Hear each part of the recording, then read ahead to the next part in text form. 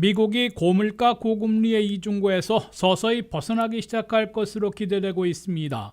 미국의 6월 CPI 소비자 물가가 3%로 대폭 진정돼 9월 기준금리 인하가 가시화되고 있기 때문입니다.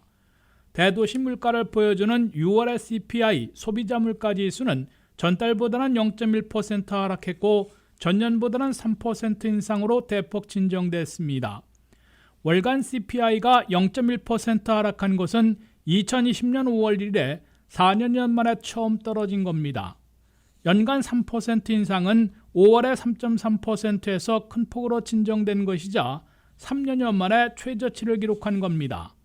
변동이 심한 식품과 에너지 가격을 제외한 코어 CPI, 즉 근원 소비자 물가는 5월에 3.4%에서 6월에는 3.3%로 소폭 둔화됐습니다.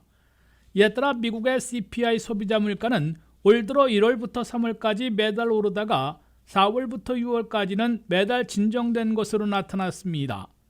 CPI 소비자 물가가 6월에 큰 폭으로 진정되자 연방준비제도가 9월 18일부터 첫 기준금리 인하에 나설 수 있게 된 것으로 미 언론들은 일제히 보도하고 있습니다. CME 그룹의 투자자들은 9월 18일에 연준이 기준금리를 0.25포인트 내리기 시작할 가능성이 무려 83%에 달할 것으로 내다보고 있습니다. 투자자들보다는 신중하게 예상해온 경제 분석가들의 대부분도 9월 기준금리 인하가 가시화되고 있는 것으로 간주하고 있습니다. 9월 18일에 기준금리를 내리기 시작하면 11월 7일에는 건너뛰더라도 12월 18일에 한 번 더 0.25포인트 더 인하하게 될 것으로 다수의 경제 분석가들과 투자자들은 예상하고 있습니다. 그럴 경우 연준은 올해 기준금리 인하 횟수를 3월에는 3번에서 6월에는 단 한 번으로 축소했으나 9월에는 다시 2번으로 늘리게 될 것으로 다수의 경제 분석가들은 예측하고 있습니다. 따라서 미국의 기준금리는 9월에 0.25포인트 내려 5 내지 5.25%가 됩니다.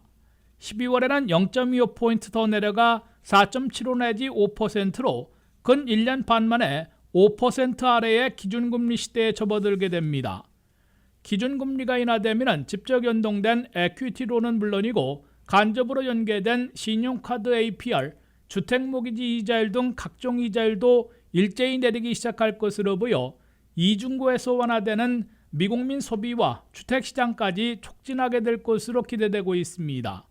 WKTV 뉴스 한면택입니다.